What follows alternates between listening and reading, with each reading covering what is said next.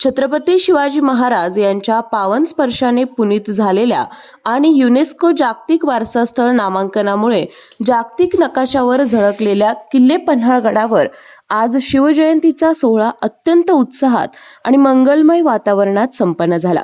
भारतीय स्वातंत्र्याच्या अमृत महोत्सवी वर्षाचे औचित्य साधून जिल्हा प्रशासनाच्या वतीने आयोजित करण्यात आलेल्या मेगा पदयात्रा आणि रक्तदान शिबिराला नागरिकांनी उत्स्फूर्त प्रतिसाद दिला। मेगा पदयात्रेत शासकीय कर्मचारी, युवक आणि सुमारे 2000 विद्यार्थी सहभागी झाले होते। ढोल ताशे, लेझिम, झांज आणि घोडे पथकाने यात्रेची शोभा वाढवली। गडावरील शिवमंदिरात महाराजांच्या प्रतिमेचं पूजन आणि पारंपरिक पाळणा सोहळा देखील पार पडला। जिल्हाधिकारी अमोल येडगे यांनी स्वतः रक्तदान करून उपस्थितांसमोर आदर्श ठेवला। विद्यार्थ्यांनी सादर केलेल्या मर्दानी खेळाने उपस्थितांचं लक्ष वेधलं। यावेळी विविध स्पर्धातील विजेत्यांना मान्यवरांच्या हस्ते पुरस्कार देण्यात आले।